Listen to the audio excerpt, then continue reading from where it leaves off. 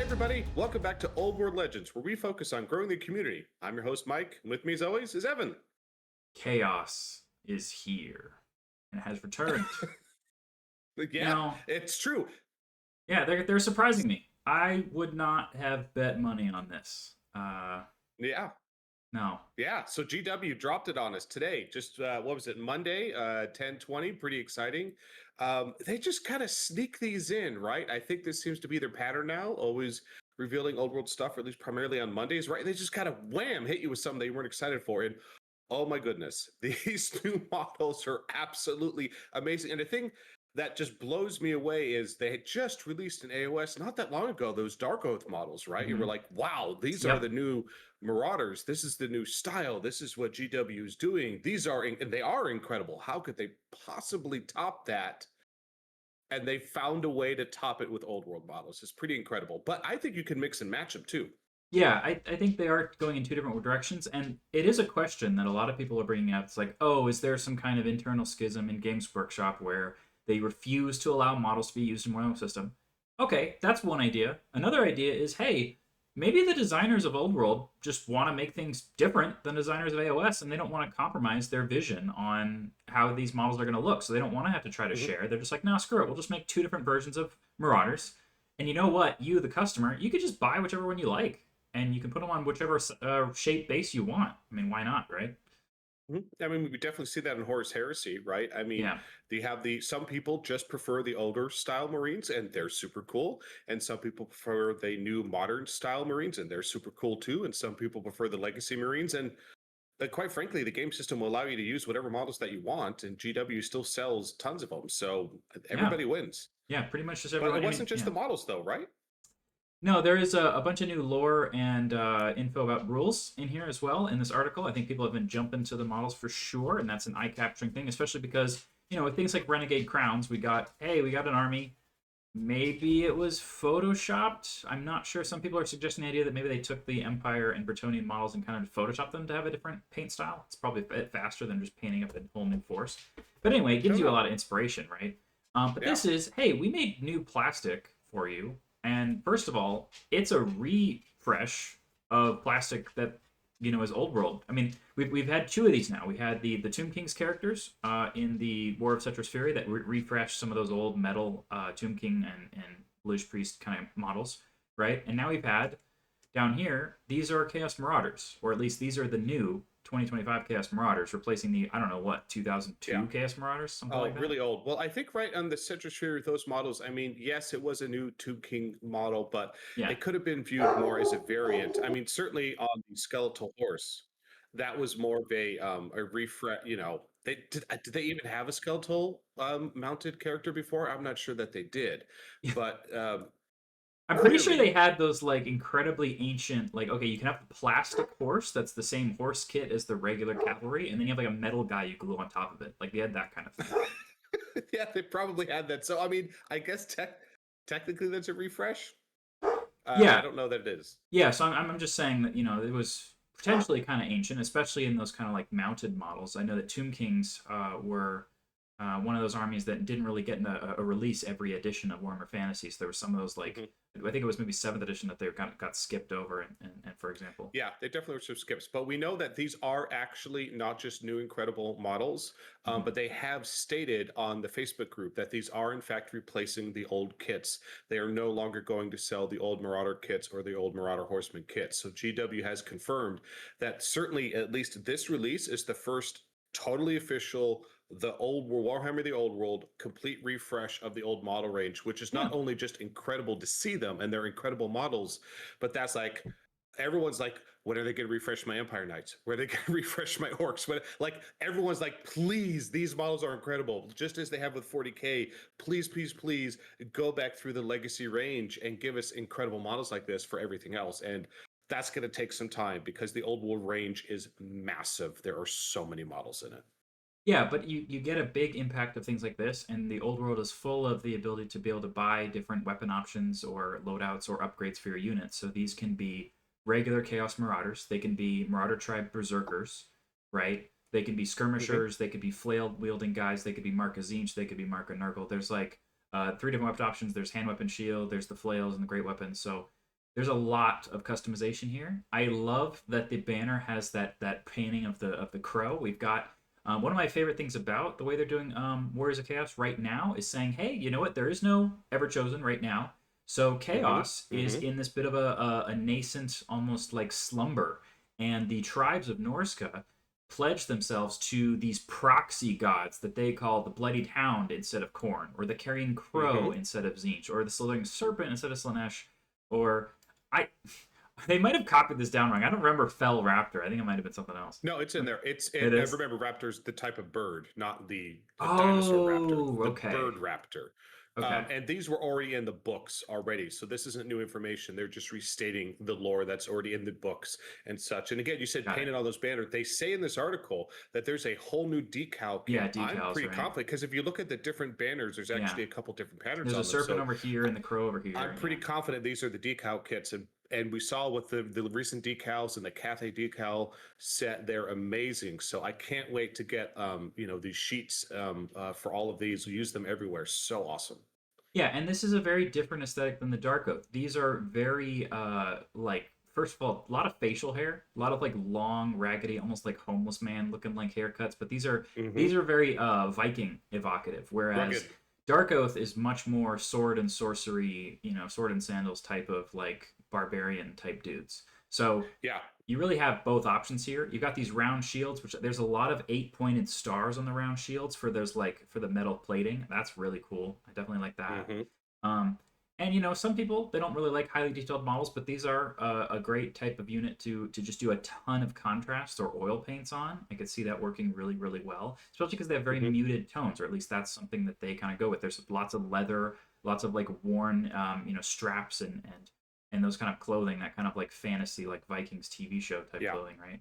Well, And so, besides just yeah, the quality of the models, I also love that these clearly look like these are the guys that would upgrade into a Chaos Warrior, right? Because yeah, before for the old sure. Marauders or even the Dark Oath, they didn't have a lot of armor on them. Like these guys are covered in furs, they're covered in leathers, and they're very big and very bulky and very ragged. Like they clearly, like you could just see the evolutionary step from this Marauder into a Chaos Warrior. It's like, oh Yeah. yeah, just put the plate armor on this guy, and boom, you're now a Chaos Warrior. I mean, it's awesome. They Well, it just raises look a so question. similar. It raises a question in my mind, Mike, because first of all, I think these are 30 millimeter bases. If you look at these units of 10 infantry here next to the cavalry, they look like they're the same footprint to me.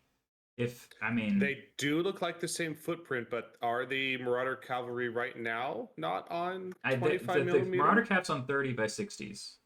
Oh, that's very interesting. Yeah, the Warhounds are on 25 by 50s, but the Marauder Cavalry. I think you're And right. it would actually be a good improvement to the range to have the Marauder Infantry be 30s, because then you could have Chaos Sorcerer on foot join Marauders without being like stuck on the side, because their base sizes are they don't match Well, right not now. just that, but we everyone knows that Frydal Yeah, is on a 30, yeah. right? And this has been like, why did you give us the Wolves of the Marauder Sea champion. and Yeah. Frydal can't properly fit in the Marauder unit? And everyone's like, this doesn't make any sense. Why would they possibly do that? This, again, we don't know. We don't have confirmation here, but this might be the reason why. Yeah, for sure, for sure. And it does give you so this box set, which is going to be this combo of the infantry and the cavalry, is 50 miniatures in one box. Whew. Um, And here's another thing for you. They might be refreshing the rules. If they're changing the base size of the Marauders, then they're changing something about the profile, which means, like you said, hey, are these like proto Chaos Warriors? Are these guys toughness 4? That's my question. Because I would be much more interested in them if they were like a 9-point model with toughness 4, and then they could have these weapons and light armor and shields and stuff. Like I almost like mean, the stepping orcs are stone to cost Chaos. effective and they're the Yeah, higher toughness, right? yeah. So Marauder Infantry is like a 6-point model that has a lot of upgrade options. It's weapon skill 4, but still strength 3, toughness 3. So it's like if you just Yeah. made them like 8 points, but they were toughness 4 with the same upgrade options, it'd be like, okay, I think that's actually really interesting. And like you're saying, I think people really love the idea of I'm going to start off with Chaos, these Marauder guys, and eventually they're going to upgrade themselves to be warriors. That would be really cool. That would be super cool. And especially, I agree. I'd love it. I actually would love it if they were on. I know I have a whole bunch of the Dark Oath that I put on the 25 by 25, but I'd rather just mix them in with these guys and put Yeah. them all on 30 by 30. I think they would just look better as an army. They would just be so awesome. I mean, God, I just want to see a horde of these on the table. They're just going to look so cool. Yeah, and they have that very stout look to them. You can see by the size of their heads that these guys are actually really broad. Like they've got broad shoulders. They're very muscly. Thick. Yeah, with these big. See, they've got the 8-pointed shield. I really like that. It's like it's much more subtle. It's very like subversive chaos. It's like chaos is simmering in the pot on like a slow cooker. It's not full on flaming. And I like that. I like that these marauders might be like, yeah, we're just coming here because we need food. We're gonna raid your villages. Like they don't even really they're not really aware of the sinister nature of the gods that they worship. That is a very cool vibe that I think this very much evokes. Yeah. You can see there's lots of little chainmail like dragging from these guys and like cloaks and 8-pointed stars, but it's much more subdued. Yeah, but you can still see it on all the helmets, right? And I think that's a big difference again from before versus now. You see all the little touches, the really great artistic designs of, oh yeah, that's a Chaos Warrior helmet, or oh yeah, I see a belt buckle there, or oh yeah, I see a boot there, and all the signs are there, and they're just not quite full plate armored Chaos Warriors, which is so cool. And the flails, and those look like flails that are not going to snap in 2 seconds. Those looks like well designed, two-handed, thick flails that are just going to look cool on the table. Yeah, definitely. And I think like my friend Andres, he mixes in some of those whatever the AOS corn marauders are. Those guys are like full on shirtless with their axes and things like that. So you really can go ham with marauders and do a lot of different vibes. And and it's also a super customizable unit. So you could have a full core selection of just marauders and like multiple different configurations, right? Yeah, it's really cool. So these cavalry, I've been suggesting, especially if you already have some of the other kind or the Dark Oath, these guys just scream like, I just want to use these as the Huskarls, because the Huskarls is one of like the coolest like units from a vibe point of view from the Warhammer Chaos Arcane Journal, and I would love to see them show up because they're a little bit different than Chaos Knights because they don't have barding, but they do have like a toughness 4 rider, and they can have heavy armor and shield, and so they're not necessarily a full on like heavy cav unit, but they can still have the flails, or they can have the spears and things like that. So it's kind of an interesting kind of the medium cavalry. I love your idea you're saying there, because there are, and we don't know how many more new Marauder variations or rules or data entries that might give us in this Arcane Journal yet. But to your point, already with the current, Wolves of the Sea Journal, right? There's already differences between basic Marauders, Berserker Marauders, right? The Huskarls and such. To your point, you can just mix and match the Dark Oath, Dark Sworn models, or is it Dark Oath or Dark Sworn? Dark Oath is the newer. Dark Oath, thank you. Is it the Dark Oath with these new Marauder models, right? Because they just look all cool. Or to your point, you could just use them as differentiators, right? Oh, okay, the skirmishing one is the Dark Oath one versus the rank and file one, or these other ones. And there's no right or wrong, but it's going to give players more options, and I love that it's going to give them more opportunities. I could get the hands on these. I want to kit bash the kits together, right? I bet you these kits are going to go together great. Yeah, I mean, you could definitely do that thing where you like kind of clip off right here at the hand, and then you glue on a different hand with a weapon from the other kit, kind of thing. You can see, okay, and there's different head options. You can see this is a champion here with the sword in the air and a more of a horned helmet. You can see down here there's bigger horns and more of those. I really like that Chaos helmet that has like a full plate over the head, and then you just have those dots poked into it. Like it's just a bunch of, like it almost looks like they have multiple eyes, but really it's just that they can see through those multiple little holes. That's a really kind of chaosy vibe that I like a lot when I see it. Those models are so cool. Yeah, okay, 250. This is something that's been happening to me a bunch. Like I had a bunch of Dragon Princes. I needed some extra pieces and kit and stuff to kind of fix them up because they were broken. Some of the stuff was falling apart. So I bought a new box. The new box also comes with just a mountain of decals. So not only do I have the extra lances and heads and shields to go and fix up my old models, and now I've got a kind of refreshed old set, but now I've got the decals with which I can now kind of fix up and finish off both units. And I did that for my Empire Knights as well. So for my Empire Knights, I bought a box and then kind of used the decal sheet and the extra bits to fix up my other 20-year-old. I love the decal sheets because I'm starting to, rather than releasing more and more old world decal sheets, I can start adding more and more of them to the terrain sets. Oh yeah. Right, because each one of the tables we're making is custom to each army, and I have a whole bunch on like the Bretonnian set, but I can't wait to start going back towards some of the other sets and start adding more of the decals. Yeah, what do you want to bet they kit bashed something to make these tents? Because I really, really like these tents here. But I bet somebody spent like 2 weeks making these by hand with green stuff and a bunch of little I plastic bits mean, from the there's crew because it well, looks great. you say that, but see, now we saw that with some cafe stuff, with the Yeah, dock stuff. Now we're seeing it with the houses here. I'm not convinced. I am not convinced that they that don't these what are 3D print these. that they're kit bashed.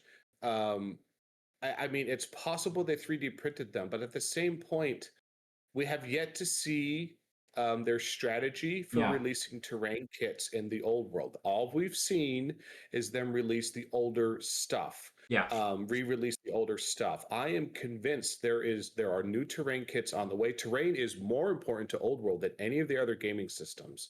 So I bet you they're going to have some terrain kits in the future. Does that mean 2026? Does that mean 2027? I don't know, but I'm not convinced that, oh, yeah, they just custom made this thing for this one Photoshop image. I don't buy it. I don't buy it. yeah. So this is all coming out with a new Arcane journal, which I'm actually kind of surprised because first of all, I didn't hear about this before it was leaked today or came out today. Um, but also, I'm kind of surprised they've continued the story. So we've focused in with the last one on continuing the story of Cetra invading the Border Princes. If you don't know, in the Bretonnian and Tomb King's Arcane journals, it covered that there were errantry crusades and Bretonnian exiles were fighting against the kind of splinter forces of Cetra, who was first arriving. So Cetra hadn't gotten there yet, but it was Pharaoh Ptolemy and his Hierophant had two different forces, like a mortuary cult and like a regular Tomb King army were there. And then in the War of Cetra's Fury, the story continues. And now we've got another update to the War of Westerland. So we've gotten this is like the third story or third or fourth Arcane Journal that expands on that story.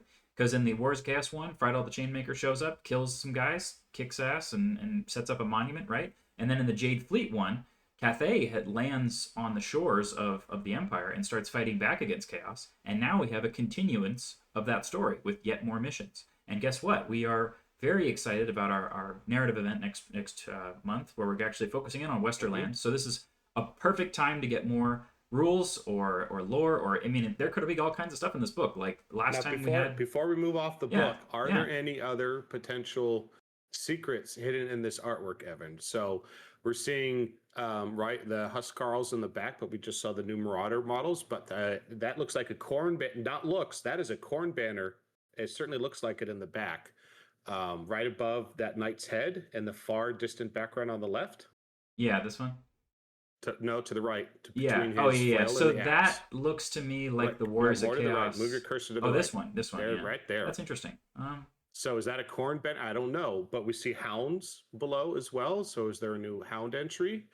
And we see the sorcerer on the steed.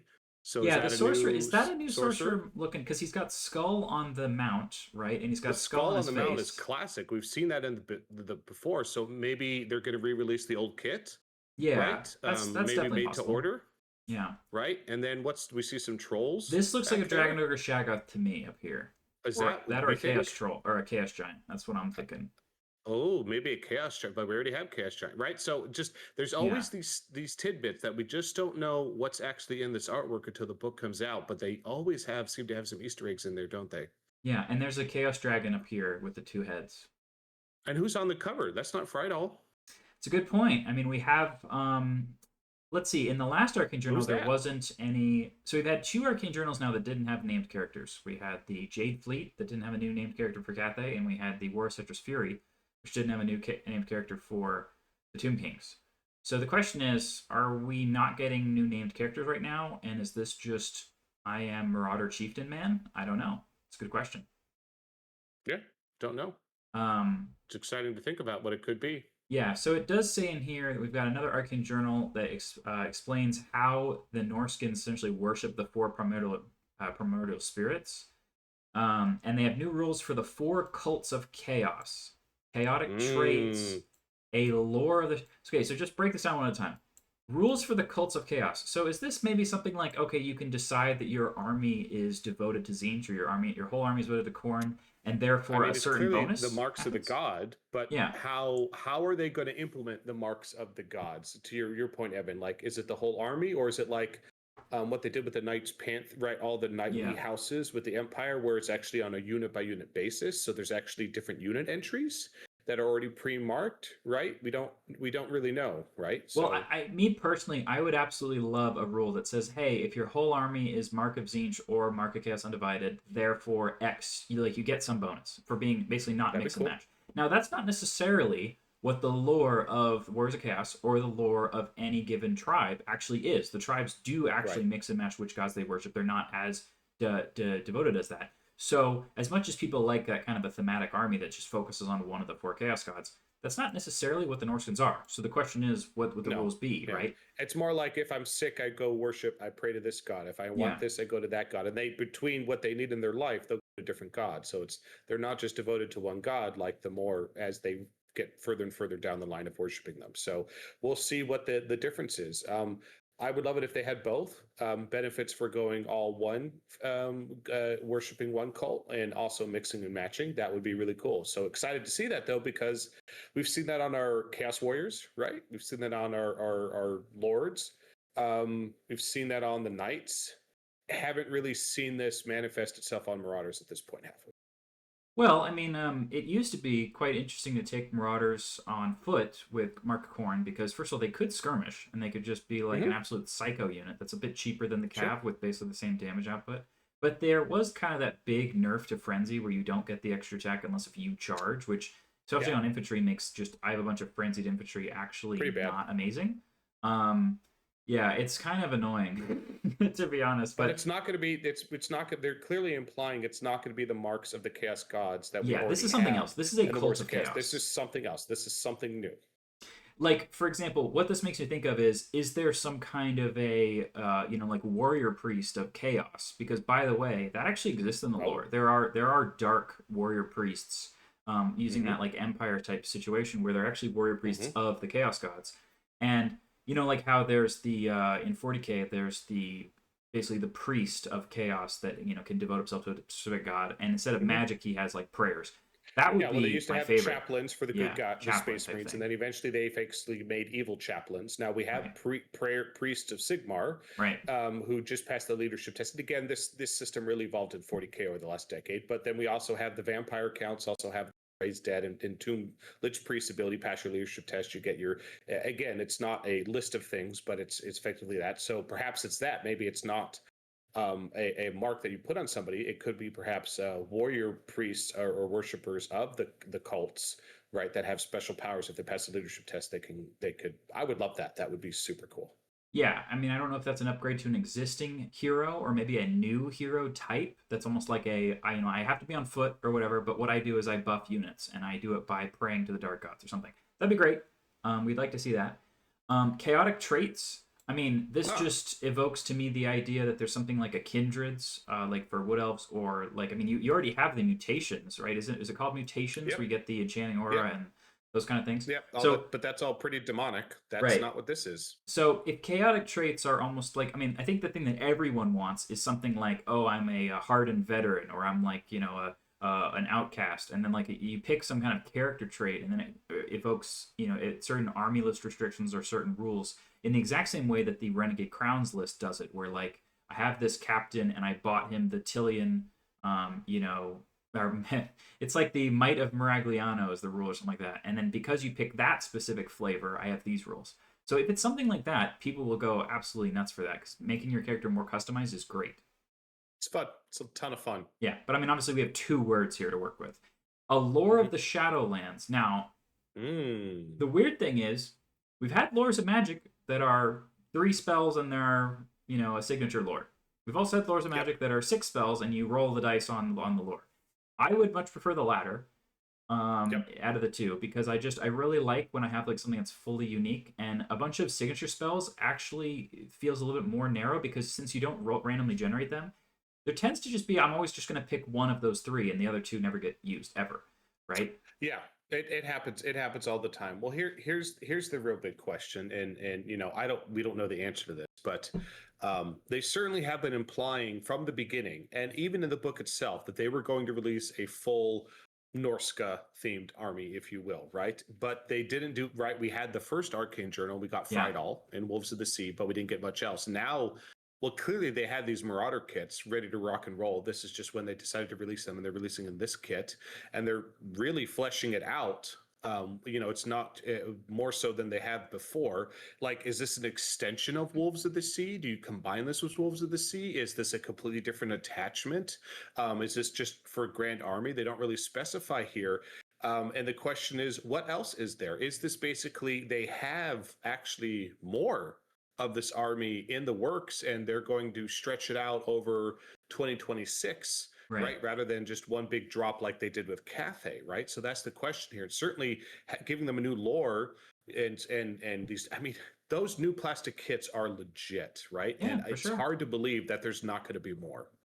Well, yeah, it is a big question. Is there a new Arm of Infamy? It doesn't say that there is. However, if you do know that the people who write the Warhammer community articles, they don't always know everything about the book. They've got like some bullet points, and sometimes they spell stuff wrong, something like that. So or they imply that there's a whole host of new mount options for your Tomb King, and then there's actually just a horse. So there are some disparities in terms of what you see in these articles and what you get in the book. So it's a question. Is there a new Army of Infamy? We haven't seen an Arcane Journal that did not include an Army of Infamy yet, because the Jade Fleet one had a single Army of Infamy, and then the War and Citrus Fury basically one had two, but they were not for Tomb Kings. They were for, the basically the Empire. It's a bit of a mix and match. Yeah. So the question is, but how much is implying that? Yeah. Here are they? No, they're not implying a mix and match at all. So if this one is a pure chaos, or at least Warriors type focus, and it's not, hey, here's your new faction called Norsca, which I'm a little bit hesitant to say we should definitely have that, right? Then maybe it's a new Arc of Infamy, and we don't know that yet. Especially because there's a lore of the Shadowlands. Can you, do we imagine that you're going to have a full plate armored Chaos Sorcerer Lord riding a dragon using the Shadowlands magic, or is this going to be like a new Marauder wizard guy? Well, everyone's hoping, right? I know I'm not the only one, that hopefully this is leading towards, not in this release, but hopefully next year, is this leading us towards the Mammoth, right? That's what everybody wants to know. That's what everybody wants. Can you really, are they going to keep releasing this so you can have a fleshed out Marauder, Norsca barbarian themed army where you don't have to be just the Warriors of Chaos? Are they going to? They certainly seem to be implying that's where they're going with this, because they're not writing it, they're not releasing it like, oh, this is just a refresh for your Warriors of Chaos range. That's not how they're presenting that at all. They're really presenting this as more of a core faction. And if you look at what they've done in 40K over the last several years, that's kind of more what they've been doing. They've been reducing the model ranges per faction, and so they can have more variation to the factions. Title model range, so they don't have 60, 70 kits in a range. Can you get a faction down to 20 or less kits for the entire range? Maybe however many. What's the minimum they need, and then they can pump out more variety, because consumers, certainly the player base, loves the more variety. So it doesn't feel like to me. Yeah, they're definitely pushing you more in the direction of buy multiple armies instead of. Like in 40K and AOS, this is super true. Like in AOS, there are some armies you play that have like 5 kits and they've been out for like a decade. It's just you buy the big monster centerpiece, and there's like 3 other units, and that's your whole army. Like that's what it is. Now that's not really something that I'm super excited about. I'm way more excited about, hey, I already have a huge Warrior Chaos army, right? You give me a new army for me that doesn't let me play all of my units, but lets me play some of them.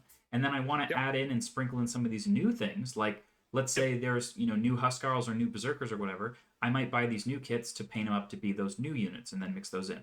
So that's the strategy they've been doing of like, hey, consumers, if the player base says you have to buy a whole new army, they might resonate with them and might not. But if they're saying, hey, this is kind of an extension of an existing army you already have and love, but you can mix and match, but you do need to buy some of the new stuff. I think this is their strategy and method for how they get players who have an army that I really love dwarves, I really love elves, I really love this, by creating these variations of them, these offshoots, which are really cool and interesting with great models. It's a way to get players to, pick up maybe not a whole new army. They're only picking up a third, right? Or a half of a new army, right? And it creates more variety. I just love it, for the community, because I think it creates tons more variety on the tabletop.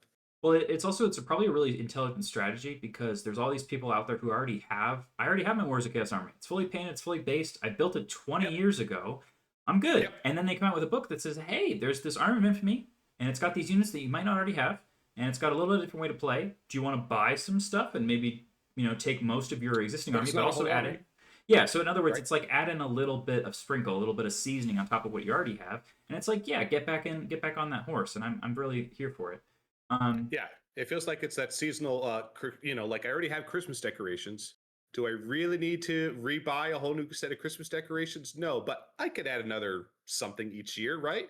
And you pop by the store. I really think that's what they're doing here. So I think this is meant to be a variation. I think they have more kits on the way, and I really hope the Mammoth is coming down the pipe. Because oh boy, would I love to buy at least 3 of those. Well, the best thing about the Arcane Journal releases is, first of all, they're frequent, so that's good. And also, if you It's only great. love one army, in theory, another Arcane Journal could come out. Like, for example, the last one, where it's more in the Cetrus Fury, where, oh, you really love Empire? Well, guess what? Now there's these Renegade Crowns you can try running instead. And you use some of your models Yeah. and you add some other stuff to it.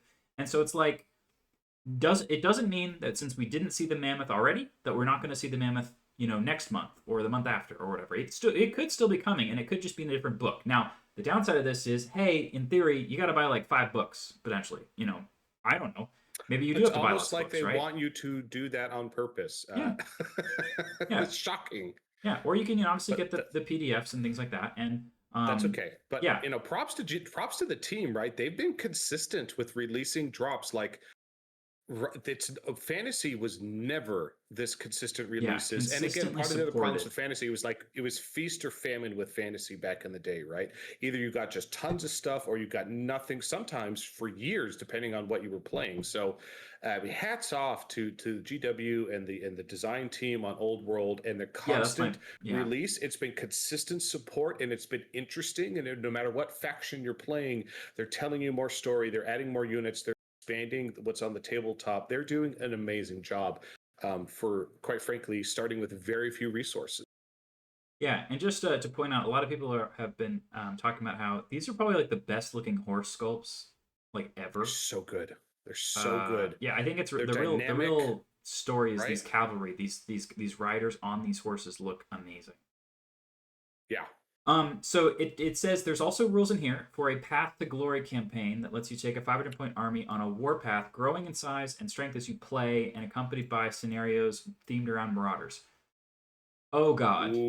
Because Ooh. here's what I'm thinking, Mike. Ooh. It sounds like something that either needs to happen at the league or at potentially our first battle march event that's around these 500-point scenarios. Because if It people sure does sound like it, doesn't it? yeah, if people can show up with 500 points and then after every single game you get to add units to it and they get a little bit bigger, and you get to play like 4 or 5 games in a day, could be really interesting, especially if it's That all sounds really like a super fun one-off. Just have a fun day. yeah. Again, variations to the traditional 2,000-point RTT. I mean, clearly our community, we've been doing some more variant events lately, from 2,500 points to doubles, now narrative, and people are loving it, right? And Escalation League, right? Like, so Yeah. the community loves the core set of this game, but that's I think I love about Old World. I got so, I love 40K too, but it became very, copy paste. It was very templatized in terms of The ruins, army books in 2,000 particular. points. Yeah, we Yeah, released a new army and book. It's the exact same thing on almost every single thing. There's 2 new yeah, units, and then all of your items got changed. It's other than that, it's yeah. like, okay, but why did I need to buy this 150-page book that's like 90% the exact same thing I already had? Now with the Arcane Journals, you might be upset or bummed by the idea that you got to keep buying new Arcane Journals all the time to play whatever army you're playing. But these are really cheap books, like by GW Relatively standards. speaking. They're Yeah. very cost effective books to buy. Where it's almost like, am I gonna go find the PDF somewhere, or am I just gonna buy the book? I don't know. I'll just buy the book. Honestly, I feel like I just and that's the difference. Is before as a player, when I used to play competitively, which was years ago, right? I was buying all the books just to read my opponent's rules, and that's really all I cared about, Right. because everything else, to your point, Evan, in the book was the same thing I've read year after year, edition after edition, versus I'm having a blast reading With these the Arcane Arcane Journal. journals with all the Yeah. new stuff in them. I feel like, honestly, yeah, I'm buying a book about every other month, right?